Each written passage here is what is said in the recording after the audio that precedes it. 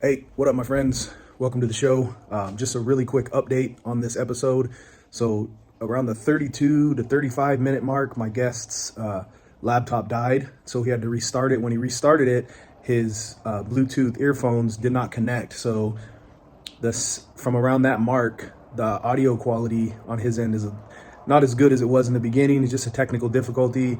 As we move along with this podcast, we figure these things out and we correct them. So I apologize for that, but it's still a powerful episode, and my boy brings a ton of value. So check it out. Thanks for listening.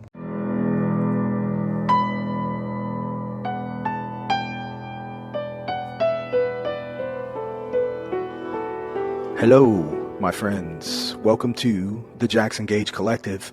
My name is Jackson Gage, and this is my podcast. Some say it's the most intriguing podcast in the world. You know, I tend to believe that shit when I hear that. I tend to know it, actually. Thanks for being here. I appreciate you first and foremost for listening to this. So hopefully I can provide some value. I know I'm providing a dope guest today who's very valuable to the world, and he brings a lot of value in this episode. I first met this guy during the pandemic through a mutual friend. A friend of ours had us meet him at Sunset Cliffs here in San Diego, and that was during a time where you couldn't be outside. I don't know if you remember that, but there was a time where we couldn't be outside, and we actually got approached by the police that evening for being outside at 5 p.m. because nobody was outside, and you were not to be outside. And now that you think about it and you hear that, doesn't that sound like some fucking Nazi goddamn, socialistic police state communist shit?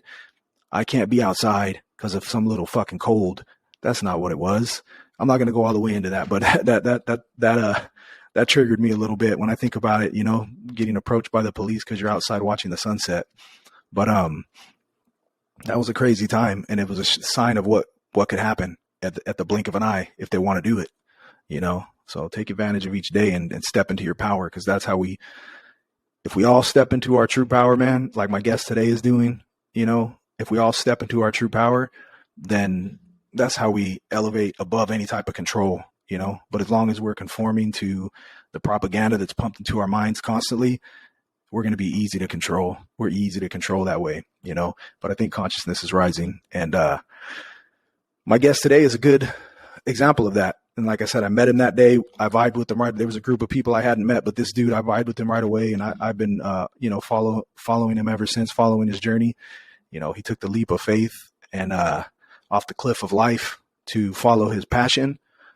And he's been doing that for 3 years, and he hasn't returned to work since. And he goes deep into that. And I know you will find some inspiration in this episode. I know you will find some motivation, and I know you will find maybe some new ideas that will help you along your path. So listen up. I truly appreciate you taking the time to listen.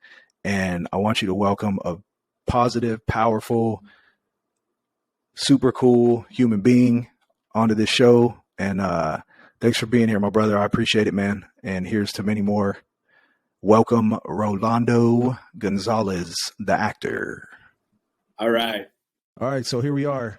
I got Rolando on the show. And thanks for having me. Yeah, man. Thanks for being here, man. Rolando Gonzalez, man. You have you have an inspirational journey that you're on right now, bro. And so that's obviously why I brought you on. The first time I met you on the cliffs over there with David during remember that during COVID, right? Yeah. Yeah, there was a group of dudes there, and I heard you talking. I was like, "Oh, I vibe with this dude right away." Right away, I knew that I vibed with what you were doing, man. And then over the past, you know what? I think apologize for interrupting you there. I feel like at that time everyone was stuck in the house, right? And everyone was afraid to go out, and we were out there, and like we were meant to meet up. Just by that vibration alone, like we weren't really with the fear vibration. We were out there, we were getting sun, and we were just living it up. And the whole world was shut down. It was a crazy time, but it was a great time because we didn't really like let it affect us in that manner, right? Like we really, really just took to the streets and had a blast. And even the cops came around and they were happy with us and cool and chilling. And they were like, just finish your drinks. If you guys sit on this side of the fence, everything's good. And, I think that that has to do with the vibration of not only what was happening at the time, but who we were around and all of that. Because in the past, I would be with people who had a fear vibration, like, oh, what are the cops going to do? Maybe someone will run, stuff like that. But because we were so calm and collect, and we weren't out to cause any problem, there was no bad intention, or no ill will. They were really cool with us, and I think that's big. That's huge, man. And yeah, thinking about that now, it seems like it was a long time ago, but during that time, it was when we went out there to hang out on the cliffs. And I'm talking, if you're listening, if you don't know, I'm talking about Sunset Cliffs here in San Diego. It's beautiful cliffs overlooking the ocean. And we met up and, just hung out there watching the sunset during a time when it was weird to be outside, man. Like being outside, hanging out outside was like, it was kind of a iffy type of thing to do, And it's crazy even saying that now, thinking about it, like, fuck, we were outside, bro. We were fucking rebels, the fuck. Right. Like if we weren't free, right? Like we weren't free to come and go as we please, because we were supposed to be either only going to work and back or school and back or something like that. Right. And then there was a curfew around that time as well. Damn. Well, I'm glad that passed for now, bro. I'm glad that passed. that was some craziness for sure. Yeah, bro.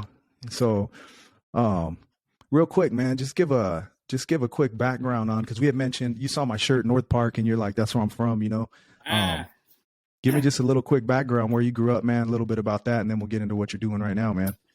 I'm born and raised in San Diego, California. I love it. Never going to leave it.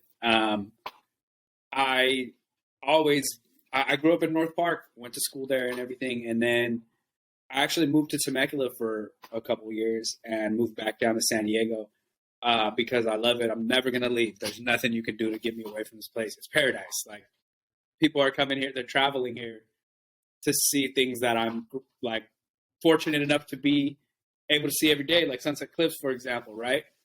It's a 15-minute drive away, and I think that's huge. We have to be grateful for that kind of thing. Like, there's some kid in Iowa right now who's never, seen the beach before and dreams of it, of surfing in these waters or anything. I mean, just coming to California and seeing Hollywood or LA or, things like that. So I think it's awesome that we're able to live in such a beautiful place. And I think it's important we don't take it for granted.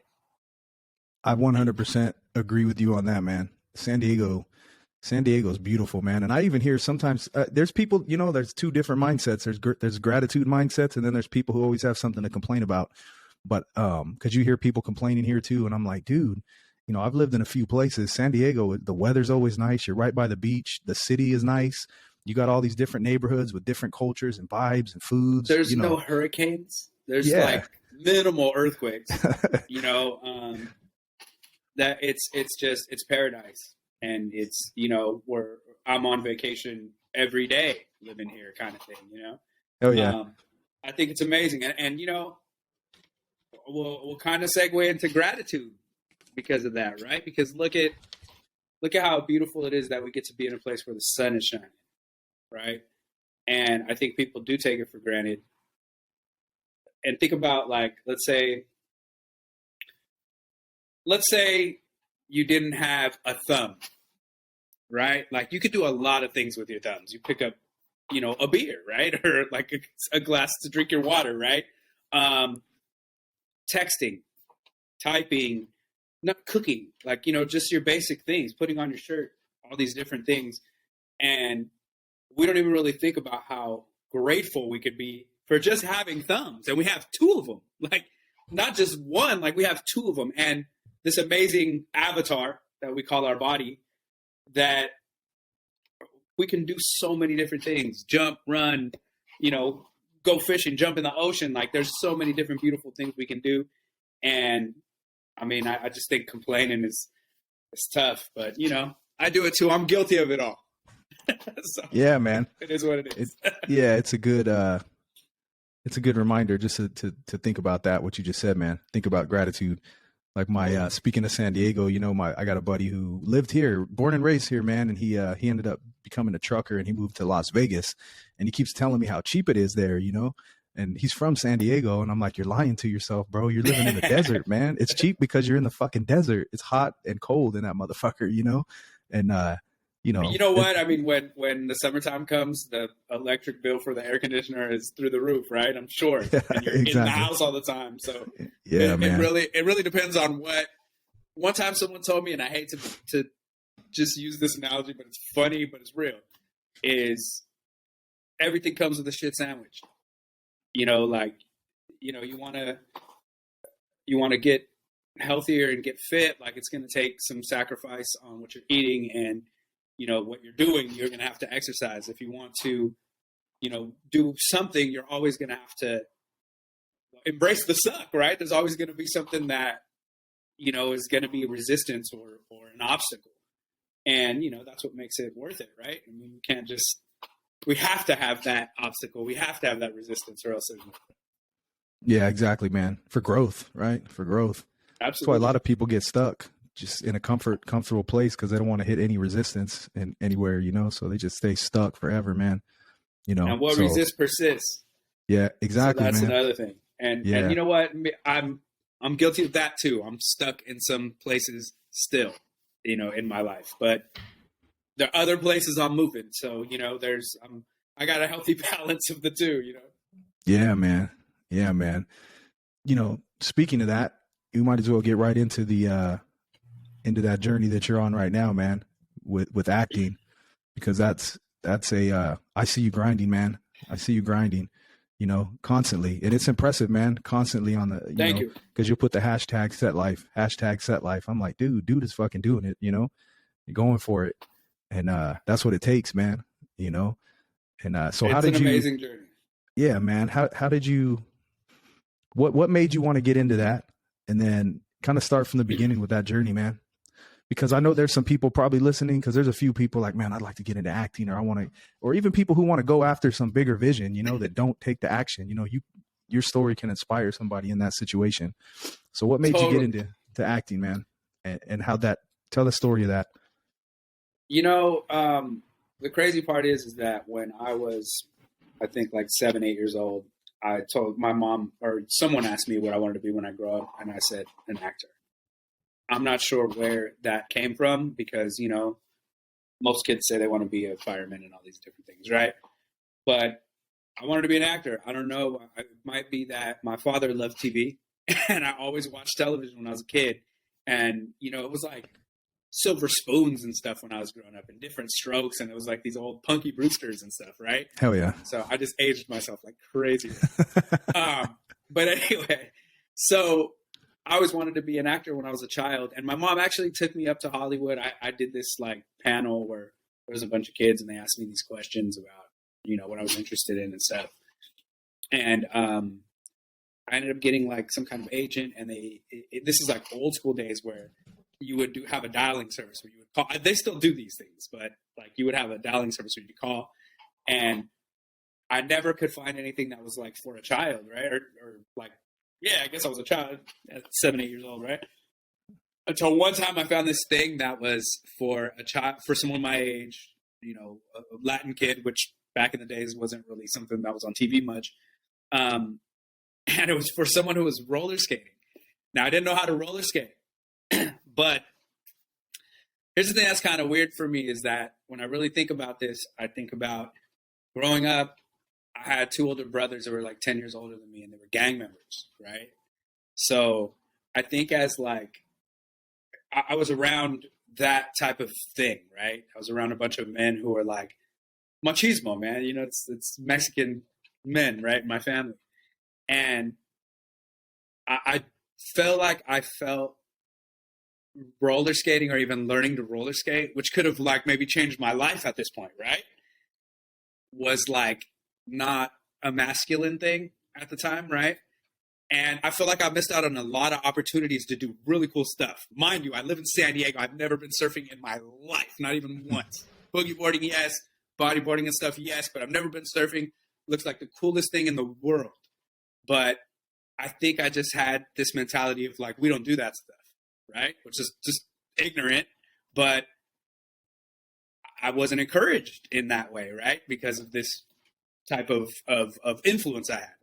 So I didn't want to do the roller skating. I thought it wasn't cool or whatever. And I don't remember exactly how that whole thing ended, but I never really found a partner or anything. And it just kind of like faded away, right?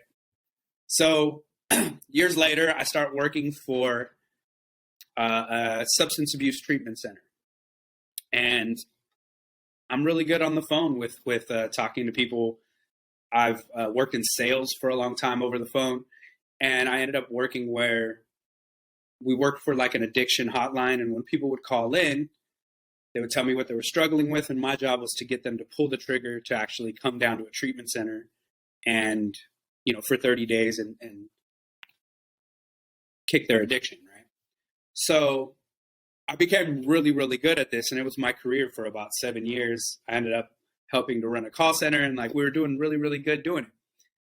So one day, the guy who was running the call center calls me into his office and he says, read this. And it's like a couple lines. And I read it, and I didn't know he had someone on speakerphone, but the guy on speakerphone said, that's our guy right there. And, you know, my boss at the time looked at me and he said, you're shooting a national commercial tomorrow. Like, get ready. What? Right? So I was like, oh my God, that's amazing. Right? So it was really cool. It came on, I think it came on direct TV over 1,000 times. Those kind of things, it takes a lot of money for marketing to get those commercials played and everything. So they did it. They tried it. We had like a trial run and it did okay, but it didn't do what they expected it to do. So they used it like on the internet and stuff like that. But after that, it really kind of just faded away. But then that kind of, you know, there was a domino effect from that triggered me to connect with, you know, an old friend from high school who was a working actor. And then next thing you know, like I'm down in Mexico shooting, you know, on set, watching him, you know, do his thing. And I'm hooked. I mean, acting is just amazing. It's like cops and robbers. It's, you know, the things I get to do because I'm Latino. So a lot of times they get me for like the cartel roles and stuff like that. Right.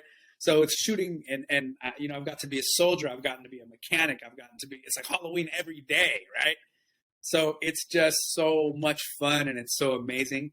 However, the business of acting is a whole different animal. And that's where, you know, I've heard actors say before, everything between action and cut is like magic. All the rest of it is just like, you have to be really, really, really strong because it's going to be a lot of rejection, a lot of getting your scenes cut. I've just had maybe like 4 big, huge things that I didn't have big, huge roles in them, but I was part of these different projects. And I don't even tell anyone anymore because then the project goes out and you're not even in it, or like you blink and you miss me and stuff like that happens. So it takes a lot of resilience because it's going to be, you're going to be faced with just rejection after rejection. I'm a sales, or I did sales, so I'm used to it. Like someone told me one time that sales, and it's very much like acting, is getting rejected 99% of the time. But that 1%, when you hit, that 1% is worth all those other 99%, you know? So that's why you see me constantly working, because it's just, we just got to keep going. We just got to plow through it. Like some of it's not going to be cool. Some of it's going to suck. Some of it's going to suck while you do it. And it does. Like acting sounds like a glamorous thing. It's not.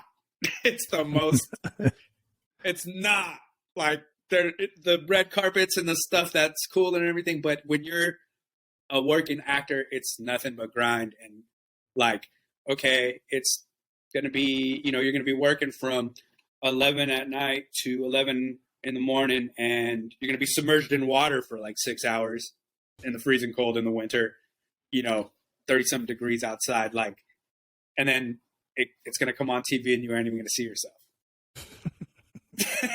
Right. Damn. And you don't even know, huh, until it comes on, right? Until you see it, or do you know ahead of time? No, Like you you don't just wait know. till you see it, and I you're mean, like, oh maybe you're fuck, in the trailer. these If you're in motherfuckers the in trailer, it. like you're like, Yeah, but I mean, there's different levels to it, of course. Like, I'm of not at course. this level where, Denzel Washington, he's in the trailer, he's on the poster, all these kind of things, right? Yeah, But yeah. it's amazing still, like just to be able to tell stories the way you want to do it. Like, let's say you get a script, if we're just in acting class, you get a character and I get a character. We're going to play them two completely different ways. And it might be dope both ways. So it's like your take on this art, and you get to be a part of the art with other people who are part of this. Like, you're part of this huge canvas with all these other people who are contributing. And it's not only the actors, like we're talking the guy that holds the mic, right? Like everybody, every single person, the people who do the artwork, like the set decorating, those people are insane, bro. Like it's dope. Like you walk into a place and you're like, it's like the 70s in here. Like how they just do that? Like I came into this house earlier to go to the bathroom, and it looked just like normal, modern. And these people brought like a couple things from the pawn shop or from like some crazy antique place and like decked it out like these. It's amazing. It's amazing. Damn. That what you said about the how each person brings their own, their own soul to the role, their own experiences. And yeah, sometimes I see you watch actors and you're like, that motherfucker that's part of who he is. Like he has to have that like he has to have a little bit of that crazy in him to act that fucking crazy, to know how to be that crazy. You know what I mean? Or whatever it may be, whatever with that, the ego, whatever, you're pulling it out of yourself. How could you act that way if you don't have it in you? It's there's truth to it. And the camera can see if you're lying. Yeah, that's the crazy part. The camera can tell if you're lying. Yeah. And we all could tell. We've seen actors where it's very subtle and it's just whatever, and then you've seen people where it's like, ooh, I pulled some heartstrings there. Like, I felt that. Like, that got me. And so, we know when it's authentic. We know, even when it's in real life, and it's someone just being authentic. That's you could feel it. Yeah, man. Music, you could feel it in music. Yeah. Art, I would say just art, man. Any art where someone's expressing themselves like that, you can feel if it's real or not, man. You can feel where it's coming from, their heart. What has been for you, what's the biggest challenge with this? I know you kind of burnt the ships and everything, so that's a pretty powerful thing. That's a huge challenge. Yeah, that in itself. I think trusting. I went to a comedy club one time and saw this guy, and he said, I vowed to never, ever work in an office ever again.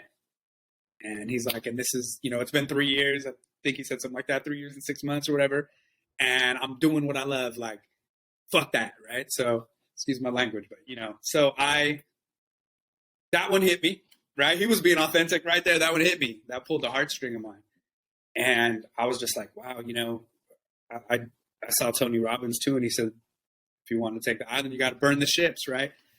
So I was like, wow, it's like all or nothing. Like I gotta go in. And if I fail, like I gotta be willing to fail if I want to succeed at anything, but I gotta be willing to fail.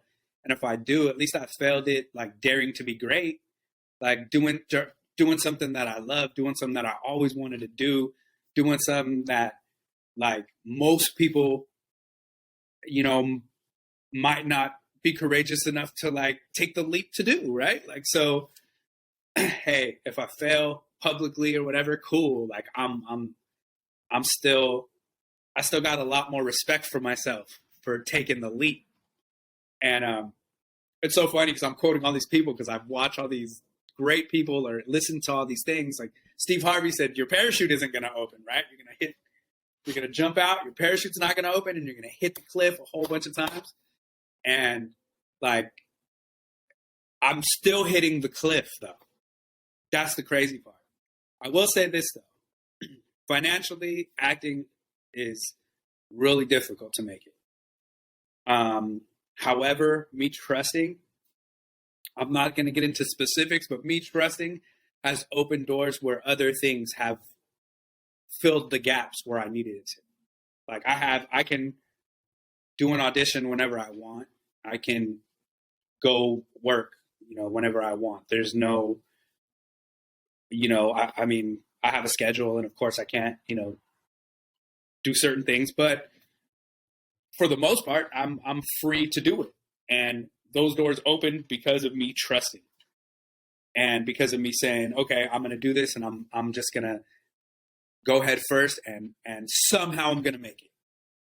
And I think if you've ever been rock bottom, or you've been way in a worse situation than you are now, somehow you made it through. It's the same thing. It's just kind of throwing yourself into the rock bottom shit, right?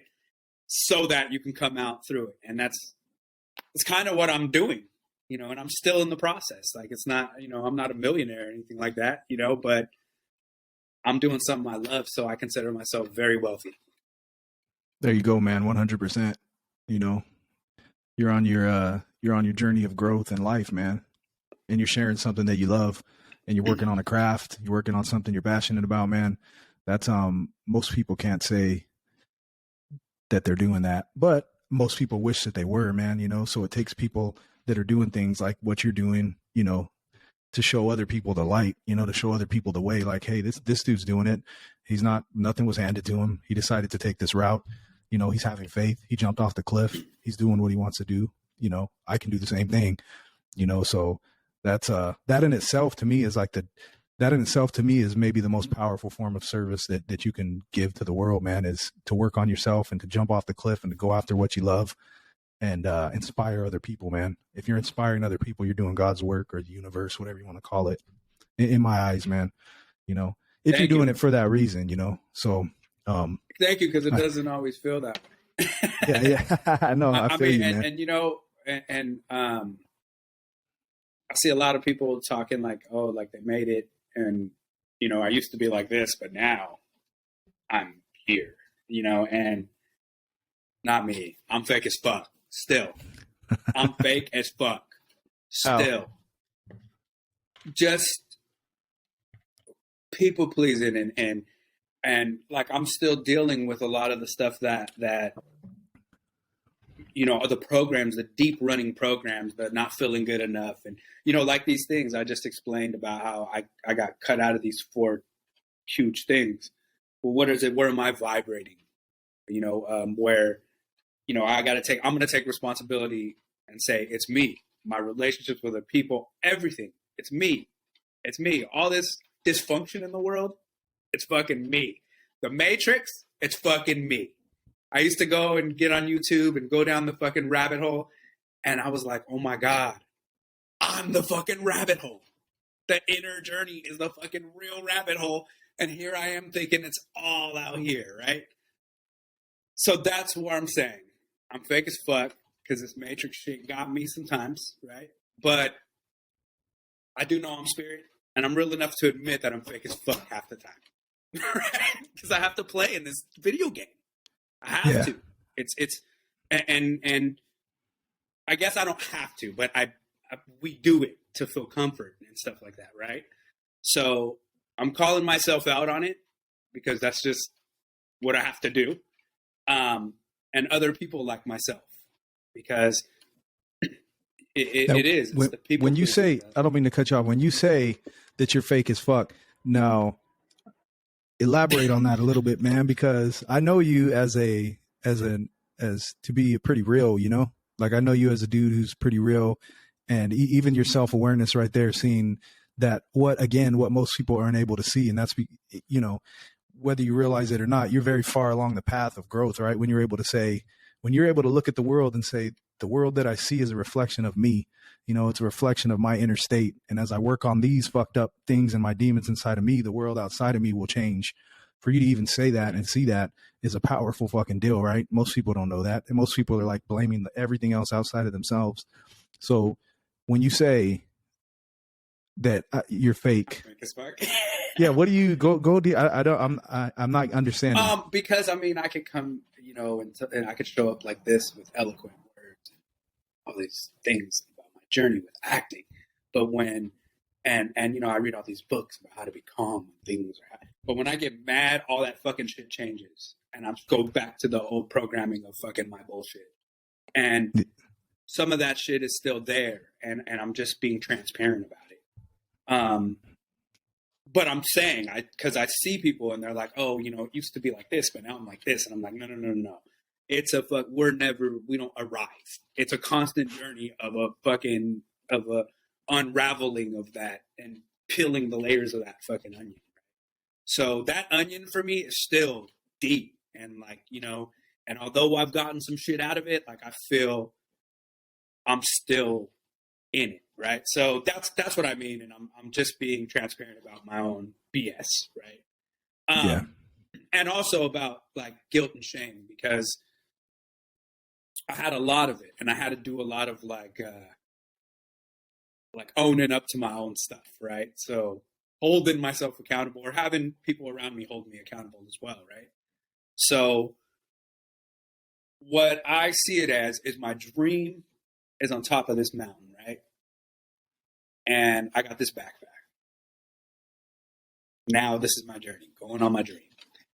Well, every time I tell this little bit of a lie, I got to grab a pebble and put it back there. There's a lot of pebbles in there. Sometimes I tell a big lie or do something very wrong, where I got to grab a big boulder and put it back there. And now my journey to my dream is a little bit more difficult. And I say that because it's choices, man. A lot of it is choices. We're putting stuff in our backpack. We're weighing ourselves down with a lot of the stuff, and we got to learn how to let it go. I've been able to do that with some things, but, I still throw pebbles back there sometimes. I'm not perfect. I still throw pebbles back there, but those pebbles add up, man, to be really, really heavy if you don't take care of it. Yeah.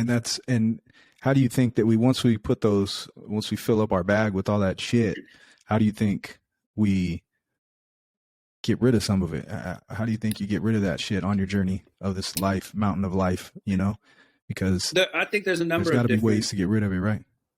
There's a number of different healing modalities. And like I said, believe in your formlessness. So I think a lot of it could be through, meditation, or even hypnosis or therapy, period.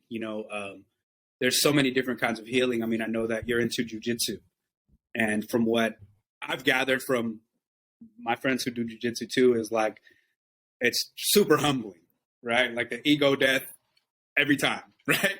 Mm-hmm. So I think it's things like that, owning up, holding yourself accountable, having people that hold you accountable. Life even has the perfect recipe for you. Right when you're thinking you got it all figured out, a new challenge arises. Right when you think maybe you've given up, some hope just pops up. So I feel like my journey is going to be totally different with the way my healing has been for anyone. But there's always exactly what you need, right around the corner. Life is a mystical journey. Should you, accept it, right? Should you believe that it is? Yeah, exactly. It is, man. Isn't that crazy how when you look back, everything that happens is really just part of the journey of your fucking individual journey. It's part of getting you to wherever you're going, wherever that may be, which probably is somewhere even much deeper and further than any worldly goals that we have, right? It's really the soul's evolution, man, as we walk through. Breadcrumbs, right? It leaves you little signs. Yeah, man. Yeah. And how beautiful it is, though. How lucky we are to even be able to, have a life. How many souls might wish they could get a body and come to this realm of Earth, right? If there's many, right? It's amazing that we get to even wake up tomorrow and go to the gym, right? Yeah. Or whatever, right? Exactly. How amazing is it that we just get to experience? Yeah. Life in general, right? Even fucking water, bro. We live on this rock with this crazy liquid that if we don't put it in our body, we die. And it just runs through the earth. This beautiful liquid. It just fucking flows through this ball that we live on. If we drink too much of it, we'll drown. If we don't drink enough of it, we'll dehydrate. It could be solid. It could be liquid. It could be gas. It can erode rock. It could put out fire. It can make a fire grow stronger. Like our body is what, 80, I don't know, so many percent, what is it? 78% water? It's a high percentage. It was mostly water. Yeah. And if you ever seen the thing where the guy speaks to water and the snowflakes take these beautiful, like sacred geometrical patterns? I saw something about that. Yeah. Okay. Yeah. There's I've seen a few things about that. Right. Who did like experiments, and then, they would say negative things. And if your body is mostly water and the earth is mostly water, then those vibrations from those words have to affect you in that same way. That's why I'm proud of you. It's so big, right? Exactly. The words, I'm proud of you. Yeah. Speaking of that, man, you did a little quick monologue on I'm proud of you the other day, man. And I saw it and I was like, fuck yeah, bro. I was digging what you did, man. It was a powerful little piece, and you were being real. It was authentic, and you did a nice job on that, man. I felt the message. So what was that? What was that about, man? Share that message the other day, man, when you were saying I'm proud of you. I was just saying there's a lot of people that I feel like, that maybe haven't heard it from the person they wish they could have heard it from. And, I think there's just like a lot of people who don't tell their children that, or family members, or just loved ones, right? And I feel those 4 words go a long way. Or, even I appreciate you, something like that. Like you never know when it's the last time you're going to speak to somebody, or hug somebody, or hang out with somebody, like things happen and life changes and people move and people have health issues that they don't talk about, different things like that, right? And just for whatever reason, it's just so fleeting. People are only in your life for a season. And I think it's important to really, really let them know how much they've impacted you, or how you really feel if you are genuinely proud of them, not just to tell them that, but, express it to somebody if you do really feel that way. Yeah. It'll go a long way. Yeah. Words are powerful, man. Words can, words can change somebody's life, man. To be honest, words are very powerful. So yeah, absolutely. If you're listening, we're proud of you. Me, Rolando, we're proud of you, man. I'm proud of you for sure. Definitely. I'm proud of you because I know your journey has been unique. And even though we don't have the same details or circumstances, we have similar challenges. And I'm a regular person, just like you, going for it, and getting knocked down every day, but getting back up, So I'm proud of you because I know what it's like to, like I said, different details, but some of the same challenges. They're very similar. Yeah, 100%, man. Yep. And I'm proud of you because you're listening to this podcast, and you're if you're listening to this podcast, you're probably wanting to be inspired, and you probably have a vision for your life, and you see that vision, and that vision's been put in your heart. You have a mission, and there's something that you want to do with your life, and you might not have you're not quite there wanting to jump off that cliff, but you're listening today because you're listening to a man who's doing it, and so I'm proud of you for that. If you are listening to this. And Rolando, if you are, go ahead. I was going to say, I'm proud of you, bro. I'm proud of you, bro.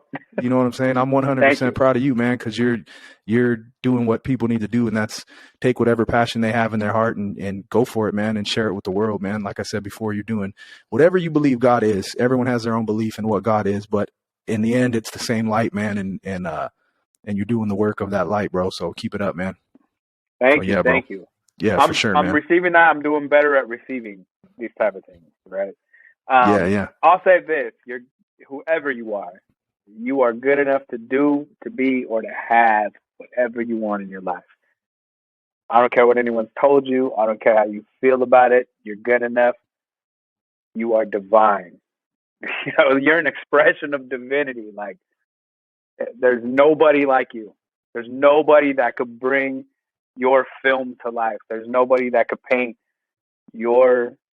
There's no one that could paint your masterpiece or that could sing your hit song. There's nobody. There's nobody that can teach your child the things that they need to learn. There's nobody that can be the son, the brother, the sister, the aunt, the friend that you are. There's nobody that could be that except for you. There's nobody that has your essence. Nobody. Only you. So you got this, man. 100%. Hell yeah. I love it. I love it, man. Speaking of that, there's a, as far as acting, dude, a question that I've been wanting to ask, and I've asked you this before, but I know there's people who might be listening who may also be curious. To somebody who just decides, like, you know what, I want to get into acting, man. I want to start this and try this out. What does that process look like for somebody? I actually help out. I have a course, where I've gone through all of the pitfalls that actors go through in the beginning. So I can save you a lot of time and headache, right? But for the most part, I believe that everyone should, like, people say, I just want to try this, right? I just want to try it. I just want to see, and I've heard, who was it? Don Cheadle maybe say, people say, I want to be an actor, but you don't want to be an actor. You want to be famous, right? Like, you want to be a famous actor that's already gotten all of the praise, right? Mm-hmm. So really think about it. Is it something you really want to do? If it is something that's like a real passion, then I would say, the easiest thing you could do really is, like, straight up just start with central casting and be an extra on set one day and go check it out and see if it's something you want to do, because it's long hours. It's not a lot of pay. It's a lot of sitting around. It's a lot of waiting, and it'll be awesome because you get to see how a film's made and but some of it is really boring, right? Like, some of it is not, like I said, it's not glamorous, but so you have to love it. But if it's something that you do love, you're super interested in, get yourself on set. It's not difficult to do. Central casting, you'll be able to get yourself on set pretty quickly, typically, like anyone. Like, the cool thing about acting, and I'm not saying just, going out and being in the background, but every movie needs, like let's say, for example, an Alcoholics Anonymous meeting. Okay, you could be an Alcoholics Anonymous meeting. I could be an Alcoholics Anonymous. Anyone. We could be 1 day sober, 100 days sober. I could have drank on the way here, kind of thing. Like, anybody could be an alcoholic. Anybody could be, a lot of things. So there's so much demand. There's so many different things to YouTube. Like, look at all the streaming platforms: YouTube, Peacock, Netflix, Hulu, right? There's so many different creators out there. You can even make your own thing, right? If you want to be an actor. So really, I would say start with that just to get into it, just to get some experience. And then if it's something that you really want to pursue, then the connections will be there. Things start to happen, especially if you go on set. Like, you'll start to network with people, and it just kind of happens. It's crazy. It snowballs, and it's amazing, or it can be amazing. Yeah. It's a process, seems like, though, right? Like with anything, it's a huge takes process, time. for sure. Yeah, for sure. I mean, it's not going to be, it's not.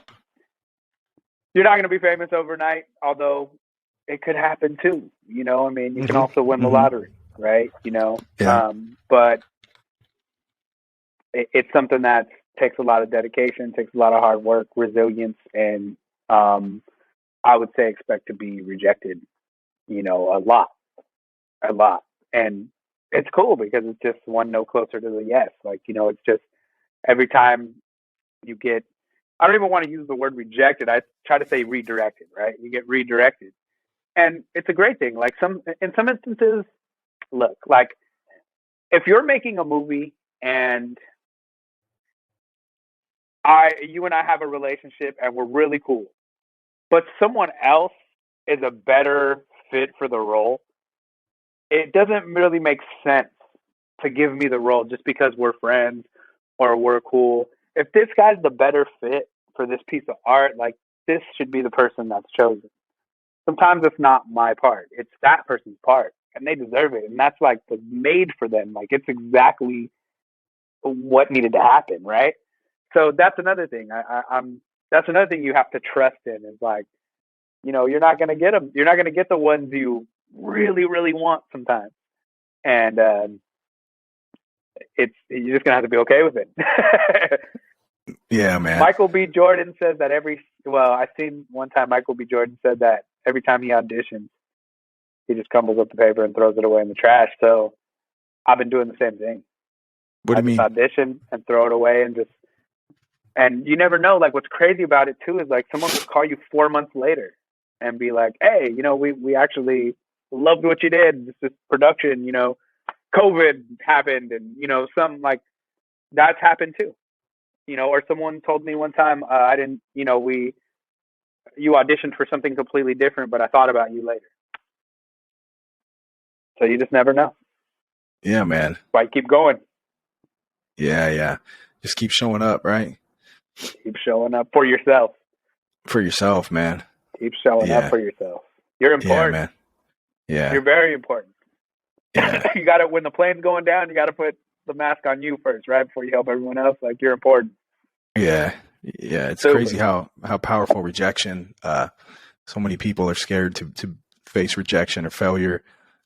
In building anything, building a podcast, building a brand, whatever the fuck you're doing, like people don't want, I saw something the other day where a guy was talking about like anything you want to do, man, there's going to be a time where you're going to have to just eat shit, man. There's a time where no one's going to watch what you're doing. No one's going to care about what you're doing.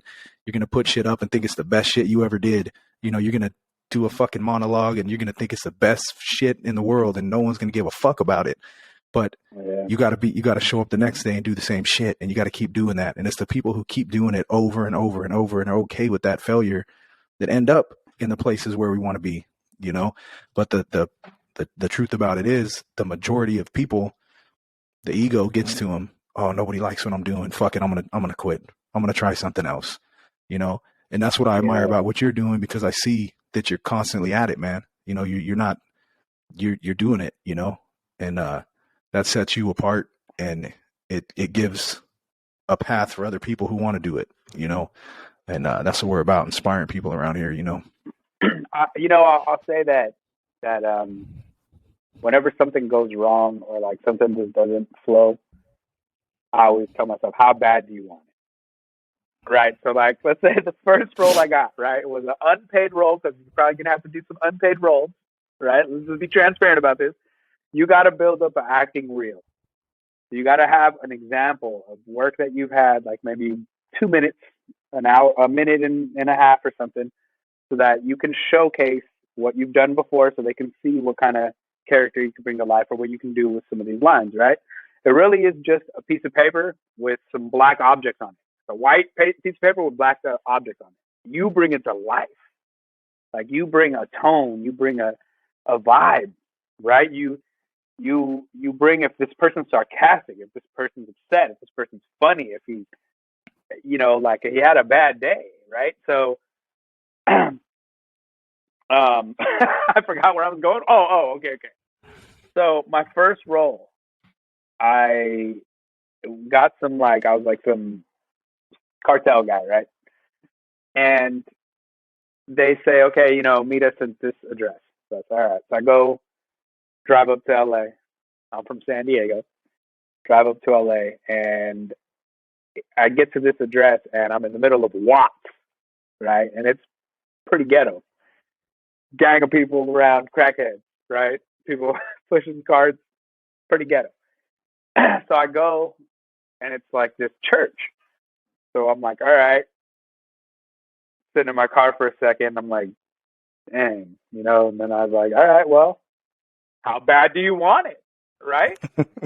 So I get out of my car and I go up to the church and I'm like, hey, I'm here for the movie. And this is the address they gave me. And they're like, there's no movie here. Like, we don't know what you're talking about. I'm like, what? I'm like, okay. So all of a sudden, as I'm like walking back to my car, all types of like gangsta ass cars pull up, right? And all these gangsta dudes pull out, right?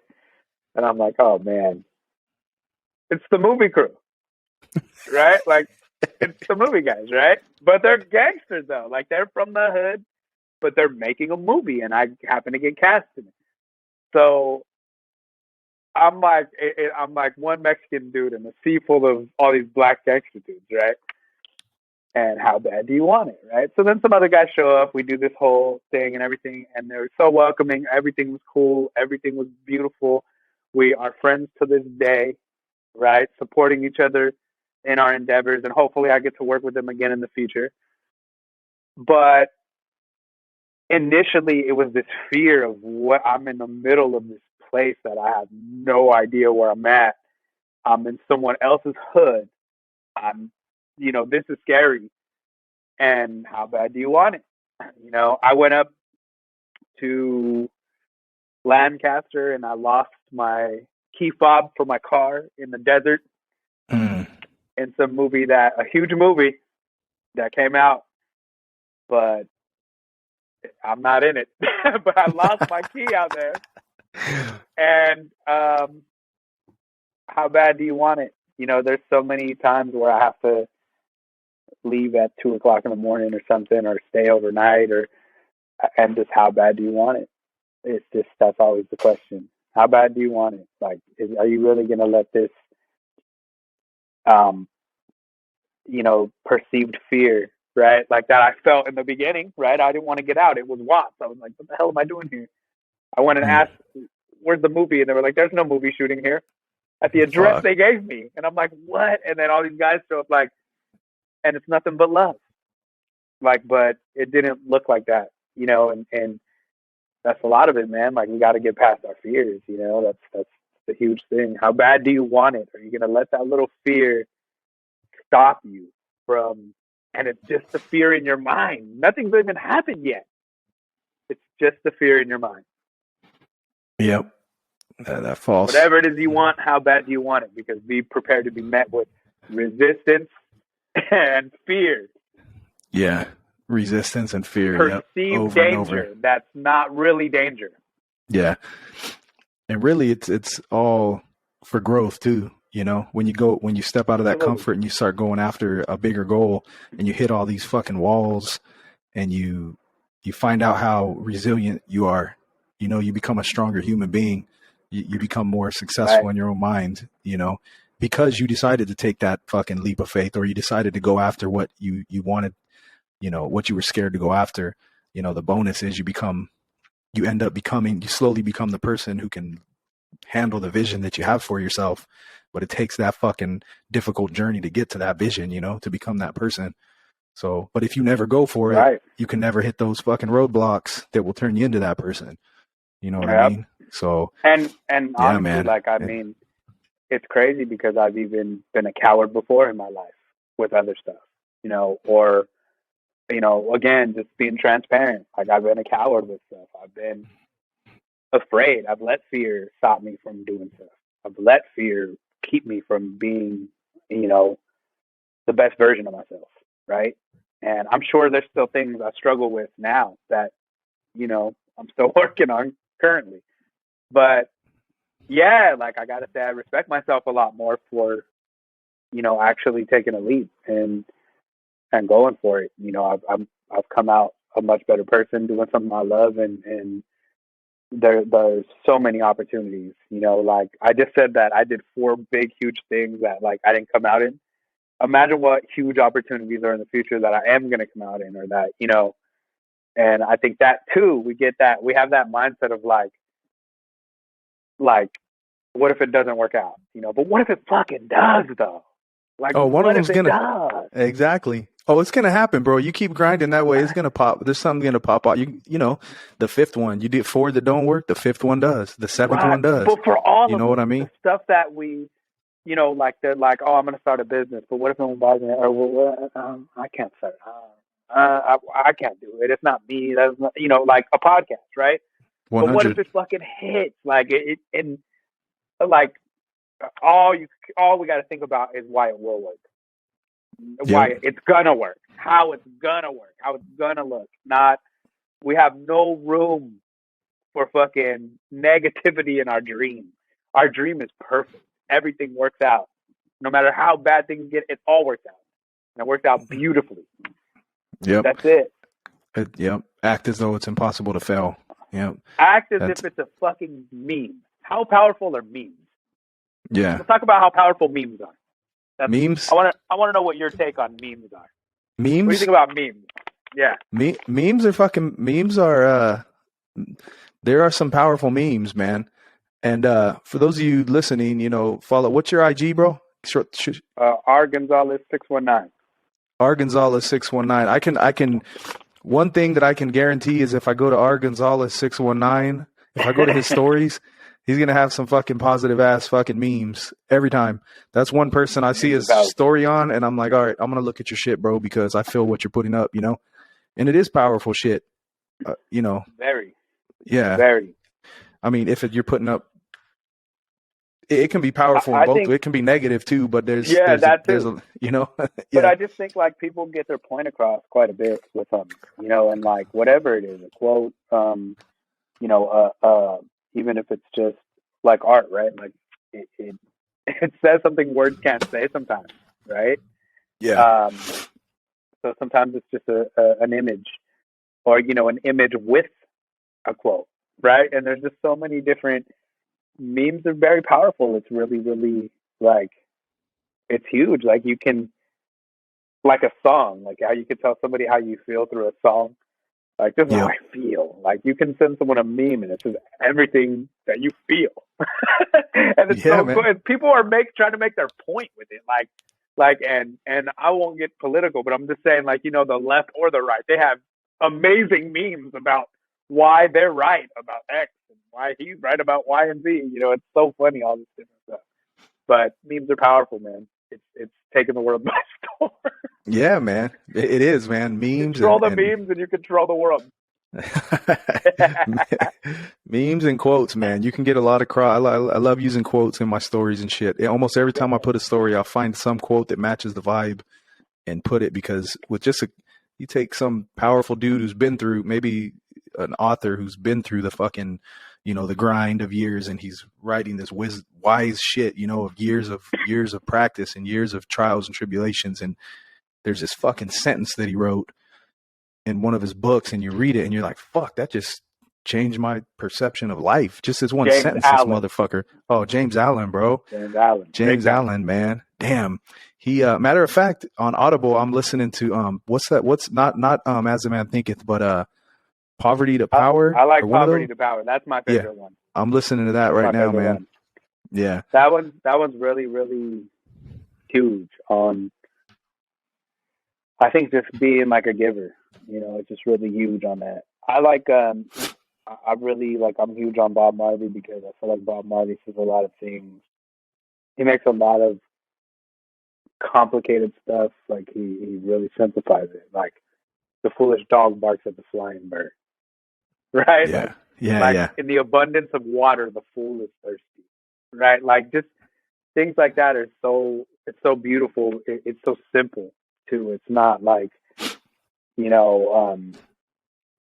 like you said, like, you love these authors and things like that. But yes, quotes like that are like, oh man.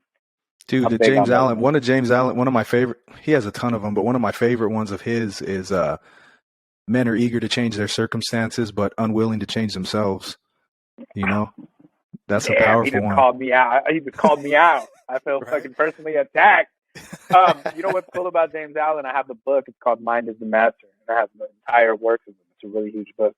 But one of the cool things is that he has every day where you read. You can look at it online. Look at James Allen Daily. where it's like a passage for the morning and a passage for the evening, and then like a quote for the day. Really? And it's called James Allen's Daily. Yeah. Oh, It's I'm Daily on that. Meditations, I think. And I used to read it every single morning when I'm going to work, but I don't have a 9-to-5 job anymore. So I don't go, that's not my first thing I do in the morning, although it still should be, but I don't have a 9-to-5 job. Yeah. That was what I would do. That was one of my windows I would keep open, and every morning just refresh and be like, all right, James Allen to start the day. Oh yeah. Yeah, James Allen, man. If you're listening, go pick up As a Man Thinketh. Start there. That's a Absolutely. fucking powerful, powerful book, man. That's easy Amazing. to read. And that dude didn't need like As a Man Thinketh. It's not that long of a book, but god damn it, it's a powerful one, you know? Super powerful what he says in there. I love it. I love it. Yeah, and man. I feel like, again, we have to take that responsibility, and it all starts with us. I feel like it's all, whenever anyone tries to say, something about their outer circumstances, like I always just say, hey, what am I doing that is creating this outer circumstance? Because where am I vibrating? How am I reacting? Right? There's so many different things. We got to look at ourselves first before we start to look outward. Always, man. It's also with the same with money, man, and the value. And people worry about money and they want to make more money and they worry about how they're going to do it, but it's the same concept, man. Like it's one of those things where you have to look in the mirror and realize you're not valuable to enough people yet. If you find a way to become valuable to more people, your bank account's going to get fatter, and that's the crazy part about it is you don't really want to chase after money. You want to chase after the growth. And you chase after the growth by putting yourself through difficult situations, like you're doing, putting yourself through failure after failure. And as you grow, then the bank account will reflect that because you're going to become more valuable through that growth. So like you said, man, everything is the inner journey, everything. And that's what changes the world, man. So, that's what they say too, that the money is the energy, man, money is energy. So that too, where you vibrating, right? What are your beliefs? Limiting beliefs, that's one thing that I think a lot of people struggle with. I know I've struggled with it myself, continuing the journey of getting rid of some of those things. That's a huge thing, mindset. And really, what are you believing about your reality that you're able to create, right? Or that you're able to do, or you're capable of, right? Because what's stopping us? It's really just us. We're the only thing stopping ourselves from doing something great. If we're not on our way there. Yeah. 100%, bro. That's 100% accurate, I believe, as well, man. What's stopping us? We are the only thing stopping us. If you see somebody who's reached the fucking heights of whatever success is in their eyes, most of the time, those people have like a fucking unwavering belief in themselves. They believe in themselves beyond what you can ever imagine, at this point. And it's just a matter of cultivating that self-belief. I was listening to 50 Cent was talking in an interview. It was an old interview, but he was just talking about how, Jay-Z also, they both have interviews where they both say similar things, where they both say, and these guys have both built themselves from the streets into billionaires, and they both say, when I was first starting out, nobody fucking believed in me. And I had to cultivate such a strong belief that people thought I was arrogant, but I had to believe in myself so strongly when nobody else did. And that's what got me to where I am. And, I think that's a huge key to climbing up that mountain, man, is just fucking believing in yourself. Doesn't matter what anybody else thinks. You have to see yourself as that person that you see in your vision and really live as that person, like Neville Goddard, assume the feeling of the wish fulfilled, man. Assume that feeling. I already feel it. I already am that. I am that motherfucker, and live that way. But it's not as easy as it sounds. You gotta work at it, Yeah. So, yeah. Well, you got to push through the feeling of when you don't believe in yourself, still showing up and saying like, let me believe in myself real quick. But I think as you do that, you start to believe more and more, it takes like I have a friend who was telling me like I don't believe affirmations, right? And I was like, why? And he was like, no, it's bullshit. It's just talk. And I was like, but I don't think it's just talk. I think it's programming so that you take the action. You know, I understood what he was saying. Like no, there's no, you know, you can't just sit there and say I'm a millionaire. I'm a millionaire. You know, and the money shows up. You got to have some action too, right? You got to take action. But I believe that it is the programming to get you to actually take action or to change the mindset so that you do take action or to vibrate higher where those things, you know, attract to you or what have you, right? So I love the affirmations, man. I think that's huge. I think we have to do that. I have post-it notes and stuff. I post notes that say, show me how good life can get. Hell yeah. I also know this guy, right, that he here's a funny one about acting, right? Here's a funny one. So so I worked in sales for this guy. His name's Adam. Okay. Adam's a cool guy. Anyway, I was working there and I was pursuing acting and they were like cool about it. They were cool about it, right? And they were like supportive. They were like, go ahead and, you know, do the acting thing. Like, so cool, like we want you to. Like, all right, cool. So I was good. I was like the top salesperson. I did all this good stuff there. Well, it came to a time where, you know, I left. And I left when things changed and I could kind of see the writing on the wall that like we weren't going to make the same amount of money. But, you know, I think they felt like I got kind of negative. And I did because I knew I wasn't going to make the same kind of money. And I just knew, like I worked in several sales organizations. I knew when things changed, like I could see what was going to happen, right? So anyway, so I quit. I moved to another company. I do all this different stuff. I'm still acting, but I'm working, right?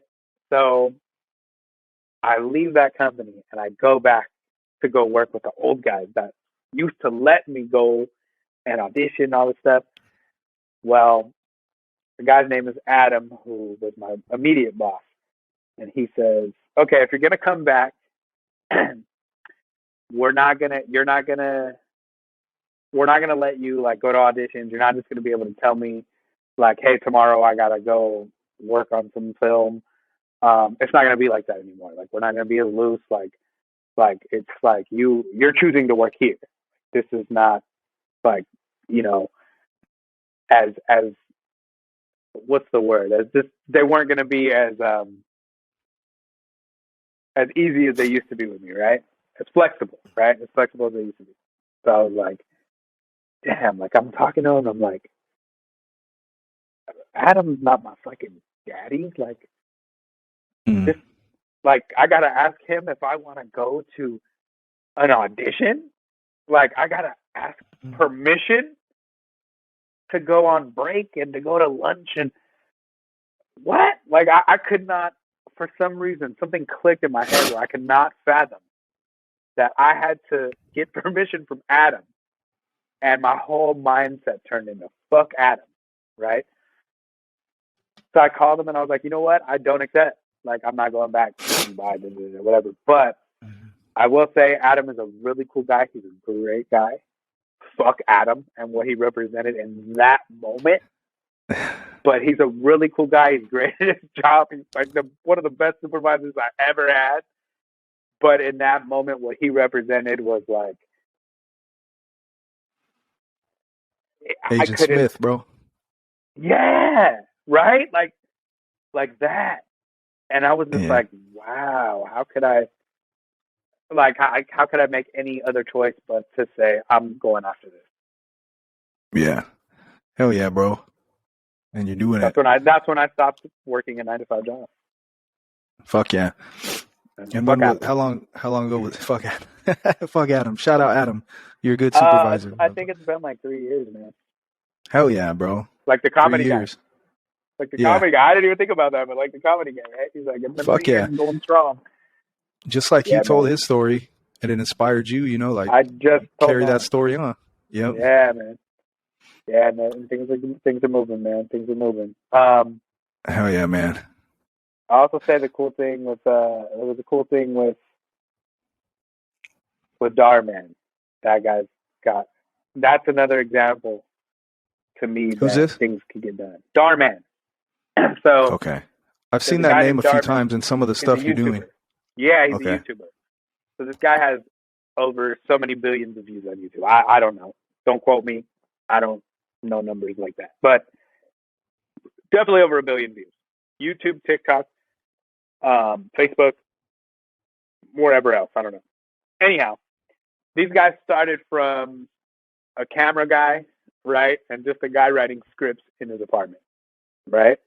I think he had other businesses before or whatever, but started doing that. They're like 10 minutes, maybe 15 minutes long. The millennials nowadays, they have a shorter attention span, so it hit with them. So these are kind of like what our age we would kind of call them like after school specials, right? It's kind of like a Saved by the Bell type, like moral. What would I say? Like a very, it's kind of like a life lesson video, right? Like life lesson videos. That's what they are, life lesson videos, right? Okay. So anyway, I appeared in one of them. It was really cool, and it went to get, I don't know, 50 million views or something like that on YouTube. They had like 150,000 shares just on Facebook alone. Anyway, though, I worked with this guy. I've been in about 10 of those. However, what I'm saying about him and his team is that they started with one guy writing scripts, another guy with a camera. They hired a couple actors. I don't know if they paid him at first or not. They might not have. This guy's got about 4 or 5 studios now in Hollywood or in Burbank and all these different places, right? From YouTube channel, okay? He has 5 crews that go out every day and shoot 5 different things, and he releases one every day. Monday he releases one, Tuesday, Wednesday, Thursday, Friday. Every day he releases a new video, and they each get so many millions of views. He made them they're very, people think they're like cheesy, but they're really, really geared towards like people from other countries who don't speak English as their first language, or like children. So they really, really make things simple. They make it to where it's a life lesson video, so it's a very positive type video. And I mean, this guy's got 5 huge studios. I want to say 5. I don't know exactly the number, but I think 5 huge studios. Killing it, like killing the game, like, and like still, like he's asleep right now. Maybe, well, it's 11. He might not be asleep. He's chilling right now, and people are watching the videos right now. He's getting paid in his sleep. He's getting paid like crazy from one guy just believing in himself and making some videos. And they're not even like, I mean, they're pretty good quality, but it's not like a huge production where, you know, like we go and there's like a makeup person and this and that and wardrobe and that's not as glamorous and luxurious as that. But he's making a killing, man. And he's enjoying what he's doing, man. And That's dope. he's doing something positive. You know, I mean, not every video hits with everyone, but like he's basically just saying, hey, look, you know, do the right thing, you know, to the kids. He sounds like a hard worker too, man. Kids are eating it up, man. Kids love it. That's dope. They can't wait for the next one to come out. Putting a positive message out. And man, I mean, from what you're saying, it sounds like dude works pretty freaking hard too, man. And he's worked pretty hard to get there, man. You know, that takes a lot of work. It takes a lot of dedication to get to that. You know what I mean? To get those push subscribers something to that level. Yeah. Hell yeah. To get that amount of followers and subscribers and that amount of views on the videos, or not. Just one video. Like each video has over 20 million views. That's dope, man. What's the dude's name? Darman. DHARMANN. And it's mostly like for children. Children are pretty much the demographic, but the funny thing is I always get people tell me, I was watching this with my son. I was watching this with my daughter and I saw you on there, you know, whatever, right? So that's what's kind of funny is people still, like, you have kids, you watch it with your kids, you know, and you get into it, right? Like, you know, so that's pretty cool, man. I think it's an awesome story that guy kind of just made it from YouTube, right? Like super inspirational, man. And spreading positive vibes. Yeah. What's crazy is, man, there's a lot of people nowadays that are just building their their dream off of social media, man. Just Yeah, fucking man. do whatever it is. They're just all it takes is the consistency and the work. And if you have It's something an amazing valuable, time. It's yeah, an it's amazing great. time. Anyone can do it right now, man. And you know what, too? Some So of it is not very interesting.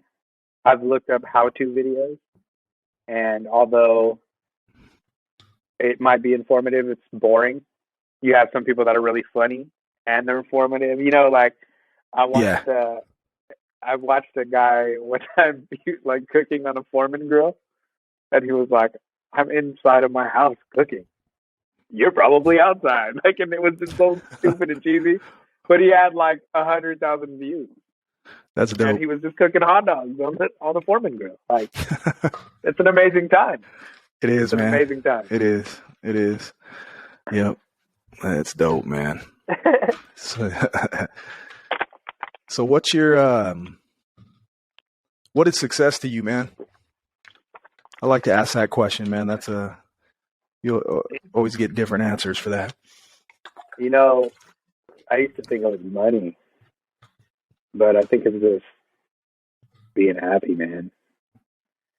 Um, we're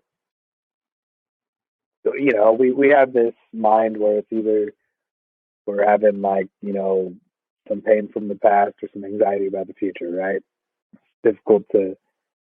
I don't want to say it's difficult. Let me change my verbiage on it. Sometimes we find it challenging to remain in the present moment, right? Um, so I think just being happy and being grateful, like enjoying what you have and not even thinking about what you don't have, or enjoying the people that are around you. Because again, like every single person is going to pass at some point, including yourself, right? Like everything is temporary, everything.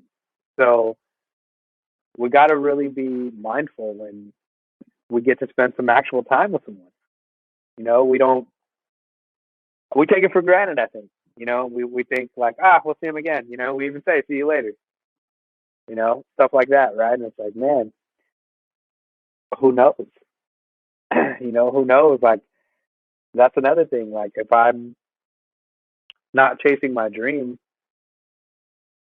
like, what am I doing? Like, tomorrow could be my last day, or today, or, like, am I going to be on my deathbed and be like, man, I wish I would have listened to Adam and just went back to work and didn't do no auditions? No, like, I'm gonna be on my deathbed, man. Like, I went for it. I went after it. Like, cool. Like I didn't. I could have tried to take the comfortable, easy route, and yeah, that might have been. It's just not as much of an adventure, right? The ups and Yep. downs of it too, of course. It's an adventure, man, but it's a great one. So I think being happy, man. Again, being happy, that's success. I mean, because like if you say I want a lot of money, and I say I want a lot of money, you could think a lot of money is $10 million, and I could think a lot of money is $100 million, right? So, what is success when it even comes to that, right? I want a lot of money. What is that? A billion? And then what? Like, then what are you going to do with it all? Yeah, man. I mean, Because of this. Sorry, I don't mean to interrupt you. no, But go for again, it. if you were stuck in the middle of the woods and it was snowing, and you were just in you were just in a t-shirt and some pants, and your pants were all wet, and you came to one cabin, and you met one person, and that one person invited you in and gave you one blanket and one bowl of soup, you're a fucking millionaire at that point. Like, you don't need 100 blankets. You don't need a billion blankets. You really just needed one blanket and one bowl of soup and one person and one cabin, right? Like, you don't need all that shit. It's just really where you're at, right? So happiness, right, could be found in one bowl of fucking soup. Hell yeah, bro. That was yeah, that story right there was dope.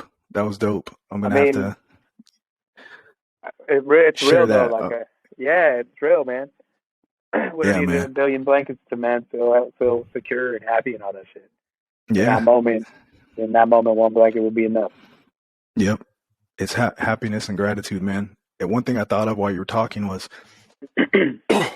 one of the things you said about, how much money's going to make you happy. Um, if somebody is not happy with themselves right now and hasn't learned how to be happy in the moment, fuck, you can give them $100 million. They're still not going to be motherfucking happy. That won't make you happy if Yeah, you don't know how to be happy right now with where you're at.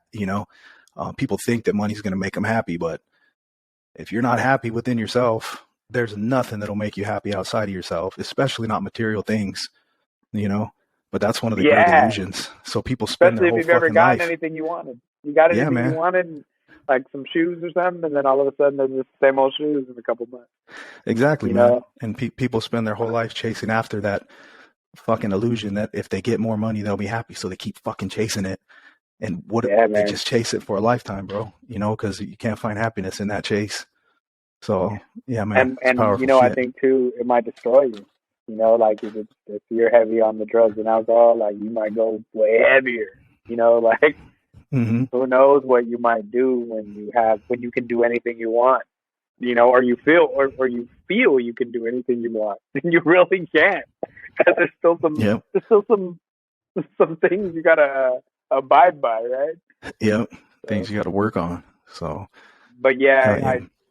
I think money is a big thing that we all feel will make our lives better. We're just trying to buy the freedom. I think that's Yeah. it. That's it. It's trying to buy the freedom to do what you want. That's really what people want that money for. Financial freedom. Yeah, man, for sure. Yeah. Speaking that into existence. Yeah, financial freedom. Yeah. But look, you've created your own freedom without starting without the finances, bro. You made the decision. I'm going to create freedom before, I'm going to live in it. I'm going to assume the feeling of it. I'm going to be free right now. You know what I mean? You didn't need money to do that. Like you fucking did it, bro. It was It's humbling nice to though. have the money. It was humbling though too, because there are some things that I had to sacrifice. And I'm used to being in a sales role, and salespeople usually make pretty good money. So Mm-hmm. I was used to this lifestyle, right? And now, I mean, I'm just grown, so like it's not like there's not so much dependence on. I think a lot of it was vanity for me. Or like wanting other people to think I was successful or something like that, right? So there's just not much emphasis and focus on that anymore. I'm more just focused on doing my thing, and being happy, man. Like not having to do something I hate every day. I'm very blessed for that, and I'm grateful for that. And I know there's people that have to do it, and it sucks. And like I did it for a very long time too. I really did. And I started working when I was like 12 years old. By the way, too. My father took me to his barbershop to sweep hair. And when other kids were having like summer vacation, I worked 5 days a week at that barbershop, sweeping hair, going to pick up lunch for the barbers, and like washing windows and stuff like that. So like I had my share of work, of that type of work in my life That, for a very long bro, time. that shit though, that shit taught you some powerful fucking lessons about yourself. I guarantee you things that you've taken into life that a lot of people, the kids who were out playing, they weren't getting what you were getting right there. You know what I mean? Yeah, I think so. The thing that was kind of like weird about it is I was around men and I was a child. So there were some things I probably shouldn't have saw, and there were some things that were great for wisdom, but it's all relevant and it's all divine. So I feel like, it's all just relevant to my journey, right? Like I was supposed to be there. As a matter of fact, there's something I want to do a piece on at some point. But while I was there, there was a kid that came and he saw that I was sweeping the floors, right? So this kid comes and he was a gang member from that gang, from the neighborhood where the barbershop was in. And he wanted to work too. So he kind of took my job from me. On the days I couldn't make it there, he would work. So this kid ends up one day, like he was a gang member, him and his brother would always, but he was really cool and he would always have all the girls and all that stuff, right? So him and his brother went and jumped someone someday, and they came and they were trying to tell us, right? And I'm out there with like 4 or 5 other little gang members, but I'm not a gang member. I'm there to work, right? I'm there with my dad working, but I look like I'm with one of them or with them or whatever. I'm 13 years old, maybe 14. So as it's happening, they're like, "Oh, we just jumped these guys, da, da, da, da, da, whatever." So I look to the side and I see these guys, right? And they start coming around, and the guy goes, "Trucha," and everyone jumps to the ground. Well, I'm Mexican, but my parents never taught me Spanish, so I didn't know what trucha meant. I had never been in a drive-by, and it means watch out. So everybody jumps to the ground, and I'm sitting there with my foot against the wall, just like looking straight ahead. And this guy comes just like in slow motion. He points a gun right at me. I'm like the innocent bystander kid that should have been killed, right? Gun jam doesn't work, right? I get a shot at life, right? So I'm making it happen. And Wow. I want to do that story one day. I want to do that short film or something like, or at least incorporate that into like a story of something else, right? That I love that about movies when they like Pink Floyd The Wall was about like 3 different people's lives, but they made it into one person's life, or 2 or 3 or something like that, right? But anyhow, so that type of stuff, that's something that happened to me growing up there, right? Or being there while other kids were working or while other kids were playing. But again, it's relevant. Like I have that story to tell. Like that's a dope ass story I could put on film. Someone Bro. doesn't have that in their bank, Yeah, you know?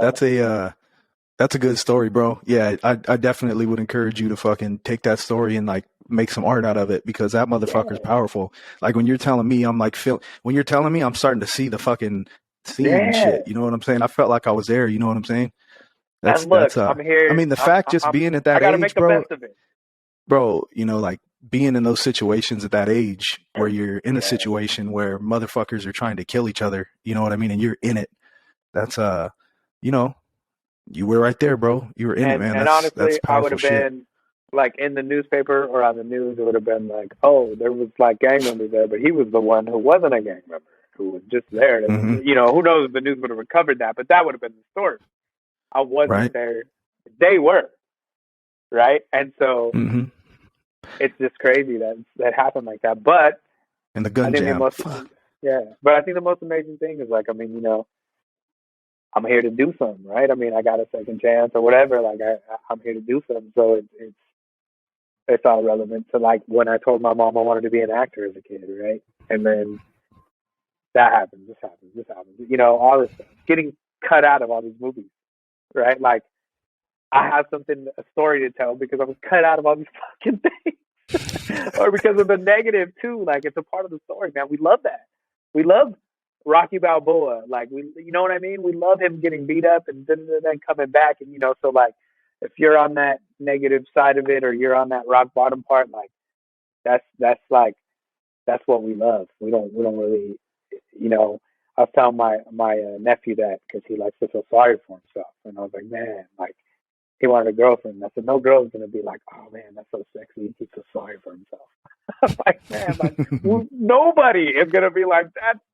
Oh, how cool. He feels sorry for himself. Like nobody's gonna be like, let me gravitate towards that guy.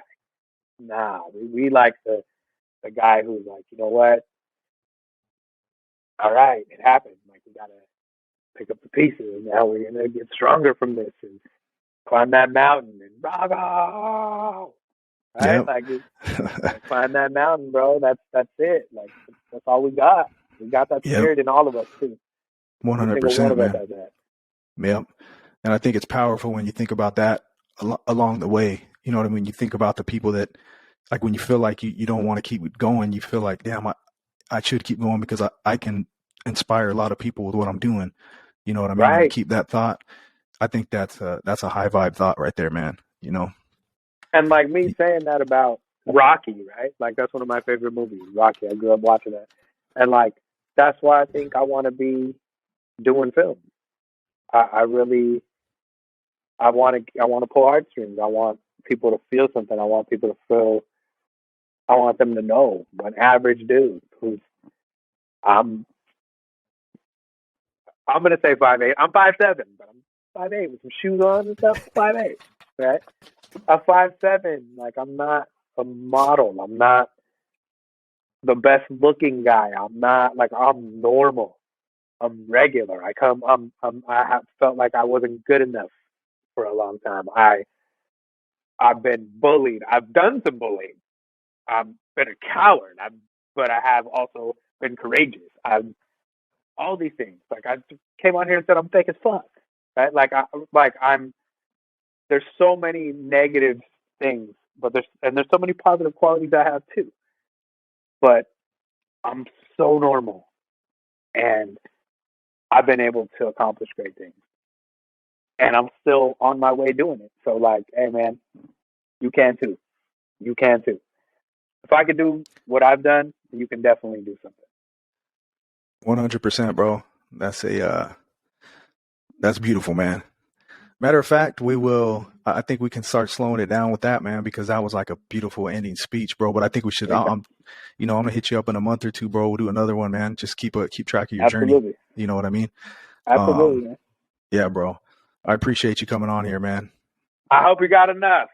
Bro, you fucking, dude, I'm telling you right now, man, like, if I know you see it, but coming from the outside, man, speaking with you, bro, I fucking clearly see the greatness within you, bro. You know what I mean? Like, it's there, man. You know, Thank you, brother. it's just a matter of the appreciate you, fucking, the true self-belief, you know, because it's there, bro. You know, like, you see the world for what it is, man. So yeah, and you know, I'm there's still a lot of work to be done, but I'm doing my best to be transparent about it all. I'm telling you, because it's not all smiles and Hallmark cards, you know? Like, that's the main thing. I think people show up like it's all smiles and Hallmark cards now, and it's not. hell yeah, 100%. That's why I wanted to have you on here, bro, because you're not fake. You know what I mean? And I try to deal with only people who are authentic as possible, because I just can't deal with the fake shit, you know? And For sure. so, and I think it's important to share some authentic motherfuckers with the world, you know what I mean? Because it's the smaller percentage right now. Because most people, man, I mean, I'm not trying to hate on people, but unfortunately, most people present themselves pretty fake to the world now, you know? Yeah. And Well, yeah. And oh, go ahead. No, I said yeah. That's why I said I'm fake as fuck. Oh, See, because too, I call everything out in myself, so people can look at themselves. yeah, Because if I call you out and say you're fake as fuck, the first thing is defense, and no, I'm not. Right? But if I say I'm fake as fuck, let me tell you why. Because I say all this cool stuff and I show up like this, but really behind the scenes, when I'm living my real life in normal time, I'm a fucking dick sometimes, and that's the truth. And like, I'm not fucking floating up here and everybody else is down. Nah. And I think people show up like that. Like, they really fucking believe their bullshit. Like, oh no, that's me. Like, yeah. no, 100%, man. That's Yeah. that's the same way people show up in relationships too, man. You know, you fucking meet somebody and all of a sudden, and both of them are fucking just showing this fake side, and then 4 years down the road, you meet the real one, and you're like, fuck, I didn't even know that was you. You know, Yeah, I wouldn't have stayed with you 4 years. Yeah, you know? I didn't think this was gonna come out. Yeah, exactly. Right. So it's just, you know. But yeah, thank you for having me, bro. That was cool, man. Yeah, man. That was cool. That was a therapy For sure. session, for sure. Yeah, hell yeah, bro. That was a good talk, man. Yeah. We'll definitely do that again. I appreciate having you coming on here, man. And yeah, bro, I'll send it to you when it's done, and we'll just keep doing these, man. You know, all right, my brother, for sure. Keep on the journey, and yeah, man, just hang around for a second when I stop this. And all right, I'm gonna take a piss real quick. Give me a second. Okay, cool. Hey, can you hear me, bro? What's your IG again? R Gonzalez 619. R Gonzalez 619.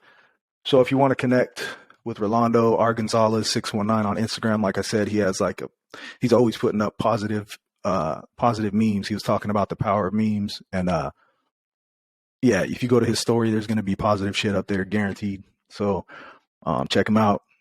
Share this episode. Make sure you leave a rating and a review, either on Spotify or iTunes. And yeah, hit me up on Instagram at the Increased Life if you have any questions or you want to talk about anything we talked about, or you have any ideas for guests, or you know somebody you might want to come and talk who's authentic like Rolando was, and all the other people that I bring onto the show. Yeah, and that's about it. So thanks for listening. Peace, love, blessings.